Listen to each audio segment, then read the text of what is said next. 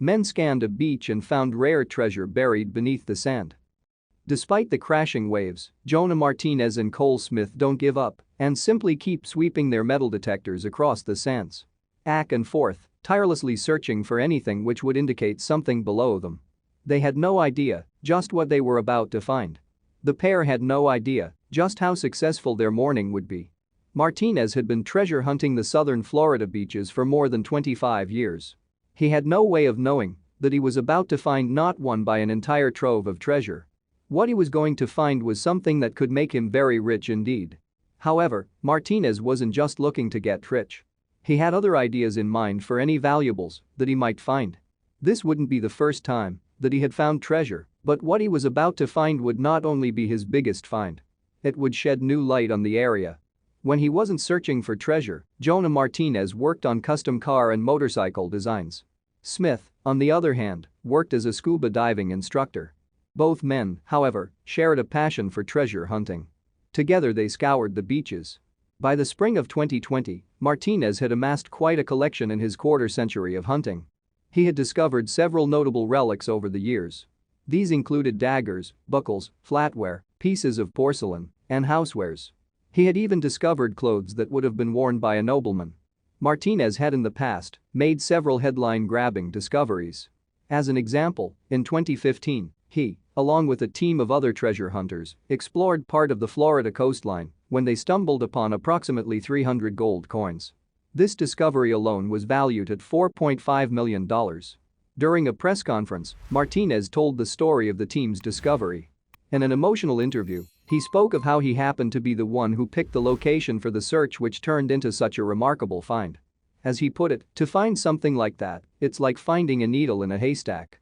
At the same press conference, attended by approximately 100 people, Martinez described himself and his fellow treasure hunters as hardcore metal detectorists. He also reiterated that their missions were more about the experience than about the relics they found. He said, "The real treasure is the experience that we all share every summer. The stories, they'll last forever." And that statement wasn't just lip service either. Martinez usually made a point of not selling the treasure he found. He said he didn't partake in his hobby for a profit.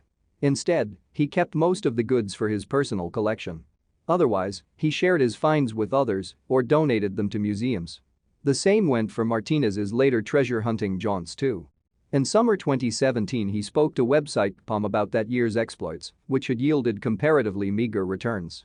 The weather played a huge part in whether or not the ocean's hidden relics would wash ashore, and he and his fellow searchers had little luck on that front. At that time, Martinez admitted, "It has been one of the worst summers weather-wise that we've ever experienced."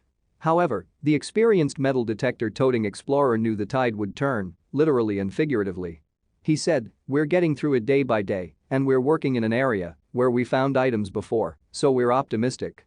The change Martinez sought would come in 2020, this time with his friend, Smith. The pair took their metal detectors and headed to Wabasso Beach, where cerulean waters hide countless age-old relics of the past. That's because it makes up part of Florida's beachside border that's known as the Treasure Coast.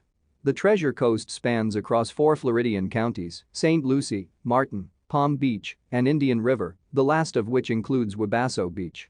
And, although this particular stretch of coastline has long been inhabited, it took decades for it to earn its nickname.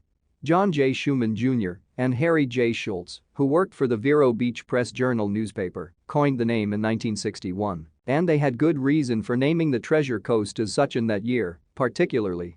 In 1961 people began to find age-old riches hidden in the waters just off of these Floridian counties. Soon enough, experts knew exactly where these relics had come from, an ill-fated journey by the Spanish in the early 18th century.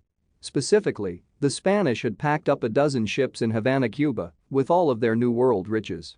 They filled the vessels with gold, silver and sparkling jewels valued at 14 million pesos and sent them off to their home country, thousands of miles away. Thank you for watching this fantastic story. Please tap one of the 2 videos on your screen for another amazing wonder stories.